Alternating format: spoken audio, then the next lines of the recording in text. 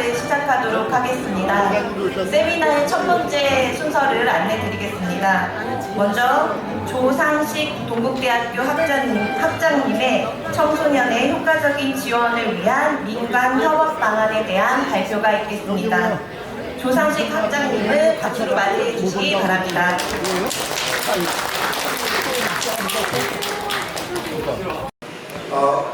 지금 사전 세미나 행사로 저는 알고 이걸 준비를 했습니다. 우리 합성회 내부에서 이제 주제를 선정을 할 때 청소년 정책의 민관 협력 부분에 초점 맞춰서 한번 발표를 한번 해보자 해서 이제 준비를 했습니다. 근데 제가 전공은 교육학 쪽입니다. 그리고 제가 공부를 독일에서 해갖고 독일의 사례를 한번 통해서 보면 어떨까라는 생각에서 제가 준비를 좀 했습니다. 내용 자체가 사실 아시겠지만 청소년 민간 협력 방안, 그러면 우리 청소년 육성의 내부 발전 방안뿐만 아니라 한국의 청소년 정책 전반을 한번 다루는 그런 큰 주제입니다. 그래서 이거를 제가 한꺼번에 다루기엔 조금 벅차고 해서 일종의 해외 사례 연구로서 한번 제시를 하면서 우리 한국의 청소년 정책의 시사하는 바가 뭔지를 한번 생각해보고 어떨까 해서 자료를 준비하게 됐습니다.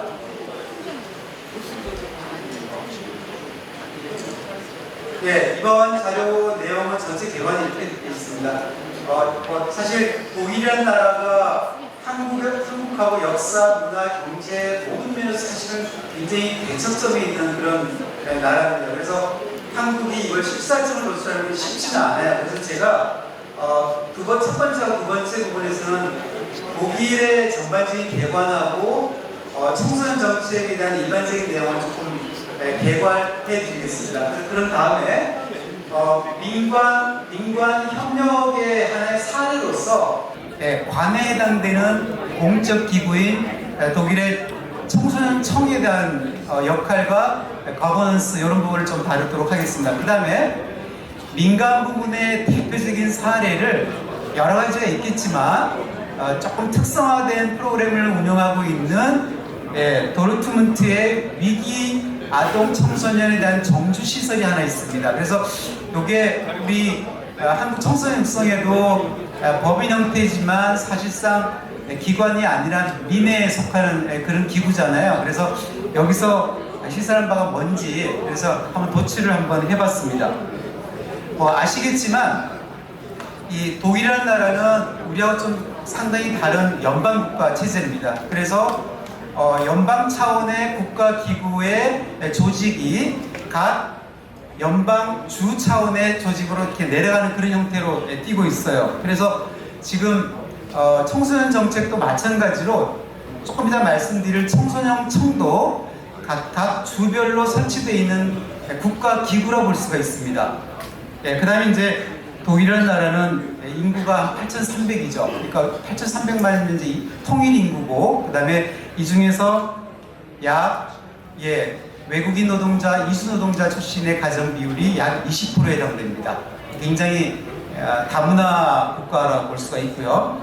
그 다음에 국가 체제를 보면 흥미롭게 독일은 사회민주주의 체제를 표방하고 있습니다. 근데 약간 충돌되는 부분이 하나 있는 게 독일은 전통적으로 질서자본주의라는 체제를 갖고 있습니다. 이거는 어떤 거냐면 여러분들이 익히 많이 들어보셨던 그 자유시장 경쟁 체제를 철저하게 고수합니다.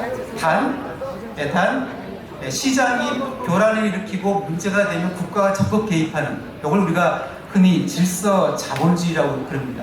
그 다음에 이제 청소년 정책은 전반적으로 복지 부분이잖아요. 이건 이제 독일 같은 경우는 사회복지, 그 다음에 사회민주주의 체제에 대한 아이디어가 흥미롭게 카톨릭 정치 세력들이 제안한 겁니다. 그러니까 카톨릭 종교에서 봤을 때 이 자본주의 경제의 여러 가지 불평등이라든가 부작용 자체를 먼저 고민을 하면서 하나의 정책으로 제안을 했습니다. 그런 다음에 2차 세계대전 이후에 국가 정책으로 편입된 게 사회복지체제다, 이렇게 보시면 될 것 같아요. 그래서 사실상 독일은 사회복지 일반을 국가라는 공적 기구가 관할을 하는 게 원칙입니다. 그래서 지금 법적인 체제는 SGB에서 이제 사회복지법에 기초하고 있습니다. 그 다음에 사회복지 지원의 영역을 보면 이제 자녀수당이라든가 자녀 특별수당, 양육비, 그 다음에 부모수당, 이런 형태, 그 다음에 제8조에는 아동 및 청소년에 대한 정책이 제시되어 있고, 그 다음에 그 국가 연방 차원의 기구는 가족, 노인, 여성, 청소년부라는 명칭으로 되어 있습니다. 그러니까 사회복지 부분이 필요한 대상을 갖고 부 이름을 저렇게 명명하고 있습니다. 그 다음에 행정 단위는 주 이하에 청소년청이라는 게 있습니다. 그러니까 쉽게 얘기하면 우리 교육청이 각 시도별로 있잖아요. 그 다음에 각 시도별 교육청 산하에 지원청이 있잖아요. 그거와 동일하게 학교 밖 청소년 정책은 철저하게 청소년청이라는 기구가 전국적으로 이렇게 되어 있습니다. 이게 철저하게 공적 기관을 뜻합니다. 그래서 이 청소년청 관할 영역이 여러 가지가 있습니다. 그러니까 사실상 학교 밖 보호정책하고 심지어는 교육의 일부 부분도 담당하고 있습니다. 그러니까 우리 지금 지자체라든가 아니면 위센터 이런 데서 하고 있는 그런 역할들을 다 청소년청들이 이렇게 포괄해서 운영하고 있다, 이렇게 보시면 되겠습니다. 그래서 업무 분담 조직을 얘기하는 거고요. 그 다음에 청소년청이라는 국가기구의 자문기구 역할을 하는 게 실제 내부를 보면 지자체 의회 대표자들이 60%, 그 다음에 기타 민간업 기구에서 40% 이렇게 해서 운영기구가 구성돼서 운영되고 있습니다. 그 다음에 인적인 인프라는요, 우리 식으로 얘기하면 한 싹싹급 이상의 공무원에 해당되는 사회복지사, 사회교육사라는 신분으로 이렇게 고용되어 있습니다. 그러니까 우리 같은 경우는 이제 이게 청소년 뭡니까? 행정사, 뭐 교육사, 사회복지사 이렇게 다양한 명칭으로 되어 있는데 독일은 이렇게 일원화되어 있다, 이렇게 보시면 됩니다. 그리고 이제 독일 사회가 굉장히 우리한테는 굉장히 긍정적으로 묘사되고 있지만 내부적으로 상당한 문제를 많이 갖고 있습니다. 그러니까 실제 교육 불평등은 우리나라보다 사실상 더 심하다고 볼 수가 있고요. 그 다음에 이주 노동자 계층도 많지만 뭐 몇 년 전부터 유럽으로 몰아친 난민들의 수 때문에 독일 내부적으로 엄청난 지금 위기 상황을 갖고 있습니다. 그리고 이제 이 부분은 왼쪽하고 오른쪽은 비교가 이제 그래프를 보면 확연히 드러나는데, 오른쪽은 이주 배경의 아이들의 실태를 의미합니다. 대체로 열악한 게 보이죠. 오른쪽에 보면 지극히 긴 그래프가 뭐냐면 중등학교 이탈률이 지금 높습니다. 그러니까 우리가 앞으로 어떤 식으로 사회가 변할지 모르겠지만 이주 청소년들이 증가될 거는 뻔하거든요. 이 부분도 한번 생각해 볼 수 있다. 그 다음에 이제 모두를 위한 교육기에는 청소년층에 우리가 교육부, 독일의 사회복지 부분의 모토로 이렇게 되어 있습니다. 그 다음에 이제 교육 안전망 정책은 말 그대로 학교 안 교육은 철저하게 학교 시스템이 돌아가지만 학교 밖 청소년에 대한 부분도 청소년청이라는 국가기구가 촘촘하게 관리 보호하고 있다, 이렇게 보시면 됩니다. 특히 독일은 아시겠지만 인문학교 출액이 굉장히 빨리 결정돼서 움직이고 있습니다. 그래서 학교 밖으로 나간 아이들은 철저하게 준비를 직업과 연동시켜서 교육을 시킵니다. 그래서 직업교육을 청소년청이 철저하게 먼저 맡아서 이렇게 운영하고 이렇게 보시면 돼요. 그러니까 말 그대로 이렇게 망이라는 형태로 이렇게 연결돼 있다, 이렇게 보시면 됩니다. 그 다음에 이제 학습 부진화 부분은요, 독일도 교육 학업 능력이 굉장히 떨어지면서 특히 피사라는 정책이 있었죠. 그러니까 이게 OECD에서 이제 만 14세 이상의 OECD 국가 학생들을 이제 학력 평가를 했거든요. 근데 독일이 처참하게 20위권 후반에 막 떨어지기 시작했어요. 이런 문제도 이제 등장하면서 실제 교육 부문에도 신경을 쓰기 시작했습니다. 그래서 옛날에는 없었지만 우리는 흔한 거죠. 우리 저기 종일학교라는 개념은 우리한테 흔한 겁니다. 그러니까 학교에 학생들이 굉장히 오랫동안 이렇게 묶어두잖아요. 그 자체가 아이들을 보호하는 거니까. 근데 독일은 12시, 1시에 애들을 막 보내버렸습니다. 그래서 독일에서 안 되겠다 해서 종일학교를 채택하면서 우리식처럼 방과 후에 여러 가지 프로그램을 제공하면서 종일학교 시스템을 실제 도입해서 많은 긍정적인 효과를 낳았다, 이렇게 효과가 나오고 있습니다. 결과로. 그 다음에 이제 문화예술 부분은 뭐 여러분들 아시겠지만 독일은 클래식 전통이 강하잖아요. 그래서 그 유산들, 그다음 그 시설들을 청소년청이 활용해서 특히 사회 배려자 계층들의 아이들을 많이 활용을 하고 있습니다. 그래서 노트라인 베스트팔렌주에서 처음으로 세계 최초로 한번 시행을 했거든요. 모든 아이들에게 악기 하나를, 우리나라에도 저기 제가 듣기로 몇몇 지자체에서 이걸 시작하고 있는 걸로 알고 있습니다. 그러니까 학교를 다닐 때는 꼭 악기 하나를 연주할 수 있는 정도로 교육을 시키겠다. 이건 이제 문화예술 교육의 예시입니다. 이건 이제 학교 바깥에 있는 문화예술 시설들. 그러니까 음악 같으면 이제 이런 뭐 들어보셨겠지만 실습 중심의 그 콘서바토리움 같은 시설이 많거든요. 그거를 학교 밖 청소년들한테 제공을 하는 그런 스타일을 뜻합니다. 그 다음에 이제 이주 배경 아이들한테도 문화예술 교육을 통해서 독일 사회에 잘 적응하도록 하는 그런 시스템들. 그 다음에 이제 제가 아까 민간 협력 부분에서 관내에 해당되는 대표적인 사례를 제가 조사를 좀 하다가 수도 베를린의 청소년청을 갖고 한번 조사를 해봤습니다. 베를린 시는 인구가 한 350만 명이 됩니다. 근데 사실상 난민과 이주 노동자 계층이 굉장히 많아요. 그래서 도시 자체로 굉장히 큰 과제를 많이 갖고 있습니다. 그러니까 흔히 대표적으로 예시를 제가 한번 들어드리면 에바르트 클라인이라는 그 학교가 있는데 이 초등학교에 이주 노동자 계층의 가정의 아이들이 100%예요.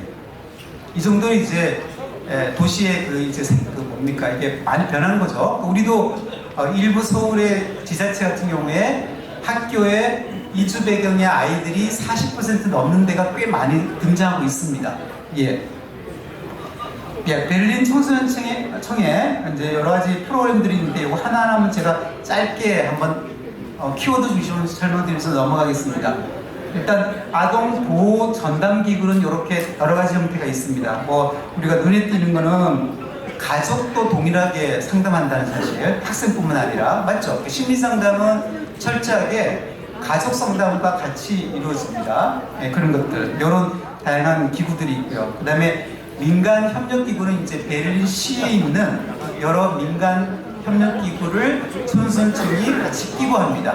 나중에 말씀드리겠지만 민간 협력기구들이 뭔가 책무성에 있어서 안전한 보증을 해주기 위해서 청소년청이 더 적극적으로 도와줍니다. 우리가 한번 생각 좀 해볼 수 있는 그런 제도인 것 같아요. 그리고 특히 위기에 처한 아동 지원 방안들이 이렇게 다양하게 있고요. 핫라인 개설 같은 것도 있고, 그 다음에 아동 청소년 정책은 이렇게 다양하게 있는데 뒷부분에 한번 계속 나옵니다. 그러니까 위탁 보호시설은 이건 이제 특히 위기의 아이들, 청소년보다는 아이들에 대한 뭡니까 그 시설들인데 특히 요 약자로 이제 키타라는 이제 약자로 많이 쓰입니다. 그 다음에 아까 제가 말씀드린 가정 및 부모에 대한 지원책도 청소년청의 역할입니다. 그 다음에 양육비. 제가 아까 사회복지 부분에 보면 독일이라는 나라가 자녀수당, 부모수당 이렇게 지원하잖아요. 이게 청소년청을 통해서 경유해서 나갑니다. 이게 이제 특징이고, 그 다음에 공동 양육 및 후견인 제도. 이 부분은 이제 뭡니까 부모를 잃었다든가 아니면 부모가 없는 아이들을 위해서 민간인 중에서 자발적으로 후견인을 역할을 자임하는 데들. 이것도 한번 우리 한번 생각해 볼 수 있지 않을까 생각합니다. 그 다음에 이제 청소년청이 여기 이제 경찰이나 사법기관과 함께 범죄를 일으킨 아이들, 대한 특별한 정책들인데 이것도 청소년층에서 관할하고 있습니다. 예. 그 다음에 문화시설 및 할인 우대. 이것도 이제 독일은 철저하게 가정 배경의 소득 수준에 따라서 할인이라든가 우대 정책이 다 찰떡적으로 되고 있어요. 약간 우리하고 좀 다르죠. 그러니까 우리는 보편복지를 이전에 많이 추진을 했는데 독일은 이렇게 차등된 형태로 운영하고 있습니다. 그 다음에 마찬가지 장애아에 대한 조력도 당연히 있겠죠. 이런 다양한 시설들. 그 다음에 아까 말씀드린 학교 밖에서의 교육이 그냥 단순한 보호가 아니라 학교의 교육 업무를 일부 청소년층이 담당합니다. 예, 요 부분도 한번 생각 좀 해볼 수가 있고요. 자, 그 다음에 이제 민간 협력 부분에서 대표적인 사례, 민에 해당되는 시설을 한번 가져왔습니다. 대표적인 걸 제가 한번 조사를 해봤더니 도르트문트라는 도시가 이제 그 공업지대 쪽에 있는 곳인데 여기에 헤르메반의 아이켈이라는 정주 시설이 있습니다. 근데 이게 모르겠습니다. 우리 한국 청소년육성회가 앞으로 특별한 차별화된 어떤 프로그램을 갖고 운영을 한다고 했을 때 한번 벤치마킹을 한번 해볼 수 있지 않을까라는 생각에서 한번 조사를 해봤는데요. 특히 이 정주형이란 말은 뭡니까? 기숙시설을 놓고 아이들을 받아서 체계적으로 교육하는 시설이거든요. 근데 특징이 대안학교입니다. 근데 이 대안학교는 우리도 그렇지만 학교 국가교육과정을 인정받아서 운영되는 대안학교가 있고요. 그 다음에 학점 운영제로만 인정해주는 그런 대안학교가 있어요. 독일도 마찬가지예요. 근데 이 학교를 졸업하고 나면 대학을 지원할 수 있습니다. 그러니까 교육과정을 인정해주는 그런 대안학교라고 볼 수가 있어요. 그리고 이 정주시설은요, 학생이 거의 300명입니다. 엄청나죠. 그리고 그 일종의 체제는 우리 한국 청소년육성회는 지금 법인 형태, 사단법인으로 되어 있지만 여기는 독일에 굉장히 많아요. 유한회사라고 있죠. 그러니까 주식회사가 아닌 유한회사 형태입니다. 그러니까 유한회사니까 일부 수익형 사업들도 할 수가 있습니다. 그런 형태로 운영되고 있고 여기에 한번 시설 여러 가지 프로그램들 보면 이건 자세하게 제가 글자가 잘 안 보일 수 있는데요. 세부 프로그램을 뜻합니다. 그러니까 대체로 학교에서 적응을 못하는 아이들을 위한 심리치료와 그 다음에 학업 지도를 포함한 그런 다양한 세부 프로그램을 뜻합니다. 이건 이제 집중 과정인데요. 이건 이제 더 소위 굉장히 문제가 심각한 아이들을 위한 그런 프로그램들도 이렇게 운영되고 있습니다. 이건 이제 자체적인 교육 목표인데 핵심은 그거겠죠. 적응이죠, 적응. 그 다음에 유럽이나 미국에서 아동 양육에서 굉장히 중요시하는 게 뭐냐면 독립된 인간으로 자라는 거잖아요. 그래서 독립심이나 자립형 인간으로 키우는데 초점을 맞추고 있는 그런 부분이고, 그 다음에 시민 교육이라든가 아니면 관계 형성 이런 부분에 이제 교육을 초점을 맞추고 있습니다. 그 다음에 교육 방법은 이제 다양한 것도 있습니다. 여기 보면 사실은 교사들이 다 석사급 이상들이에요. 박사들도 많이 계시고, 그래서 교수 방법도 굉장히 혁신적이고 다양하고 개별화되어 있습니다. 이것도 우리가 한번 우리 한국의 정규 학교 교육과정 이상으로 이렇게 체계화되어 있다고 볼 수가 있습니다. 네, 그래서 이제 전반적으로 제가 이렇게 빨리 한번 두 사례를 한번 짚어봤는데요. 여기서 우리가 한번 시사점을 받을 수 있는 게 뭐가 있을까 한번 마지막으로 한번 정리를 몇 가지 좀 해봤습니다. 먼저 독일 청소년 정책은 체계적이고 일단 촘촘하다. 그러니까 이 독일 시스템이 무서워요. 그러니까 이게 독일이라는 나라가 우리도 이제 우리 국가적으로나 사회적으로 굉장히 시스템화되는 그런 사회로 많이 변모하고 있고 한데 독일은 굉장히 오랜 시기 이전부터 사회 시스템을 촘촘하게 하고 있습니다. 이 말은 소위 말해서 뭡니까? 학교 바깥으로 아이들이 나갔을 때 그 친구들이 나름대로 시스템 속에 들어오게끔 이렇게 만들어요. 그래서 우리가 속된 표현으로 독일에는 마피아가 없습니다.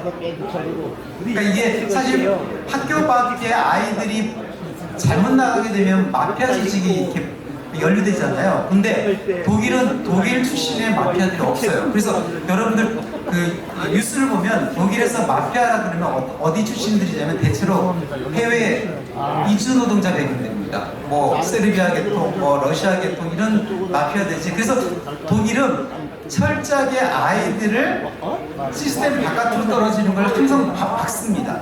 이게 민이든 관이든 이게 독일 사회의 특징이고요. 그 다음에 이제 복지 부분은 사회 배려자 쪽에 초점을 맞추고 있다는 건 이건 핵심이고요. 그러니까 대체로 뭡니까 경제적으로 열악하다든가 아니면 지금은 이주노동자 출신들 그런 형태. 그 다음에 청소년 정책의 포인트는 어디에 있냐면 노동시장에 그러니까 취업을 나중에 해야 되는 애들을 준비해주는 데 초점을 맞추고 있습니다. 그러니까 학교와 노동시장의 중간에 있는 영역들을 민간 청소년 기구들이 전담한다 이렇게 보시면 됩니다. 그 다음에 아동 및 청소년에 대한 교육적 보상 장치로서 문화교육, 아까 제가 말씀드렸지만 독일적 전통의 여러 문화예술 유산들이 있잖아요. 이거를 철저하게 청소년들한테 향유하게끔 한다 이런 부분.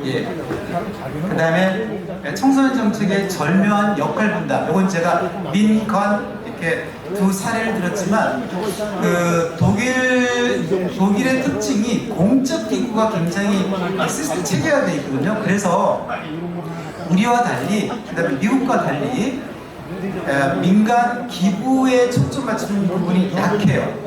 그러니까 독일은 철저하게 국가의 공적 재원을 기반으로 모든 게 돌아갑니다. 그 다음에 이제 일부 민간 재원이 들어가는 이런 형태가 되고 있어요.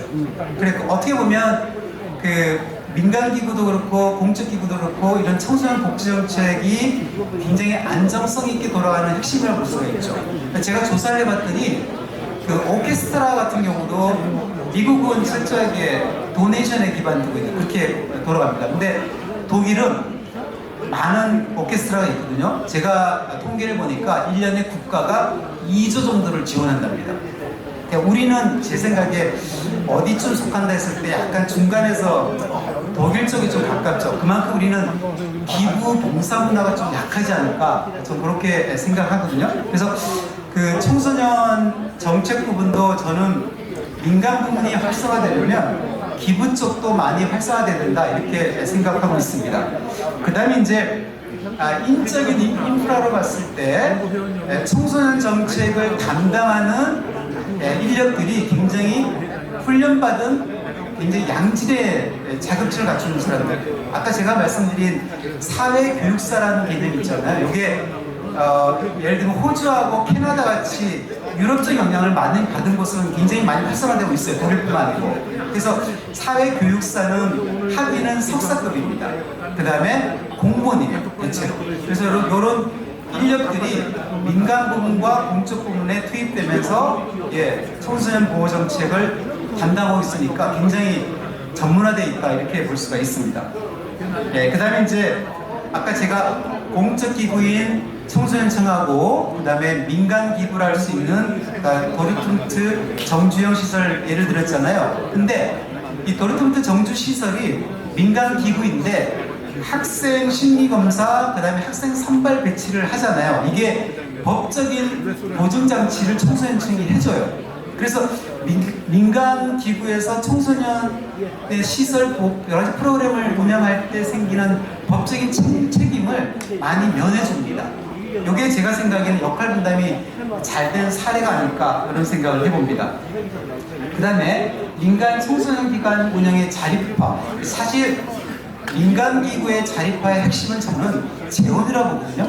그러니까 재원이 독일의 민간 기구도 공적 재원을 기본으로 합니다. 그런 다음에 민간 지원하고 기부 이렇게 플러스가 되니까 굉장히 안정성이 있다 이렇게 볼 수가 있죠.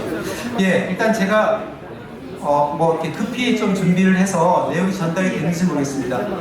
일단 전반적으로 본다면 독일이라는 사례가 우리한테 주는 시각을 짤막하게 요약한다면 제가 생각에는 공적인 기구가 굉장히 체계화되어 있다. 그런 다음에 민간 기구는 공적 기구와 철저하게 유대를 갖고 그 다음에 지원을 많이 받고 법적인 부분도 많이 보증을 받고 있다. 이렇게 정리를 할 수 있습니다. 이상 발표를 마치겠습니다. 감사합니다.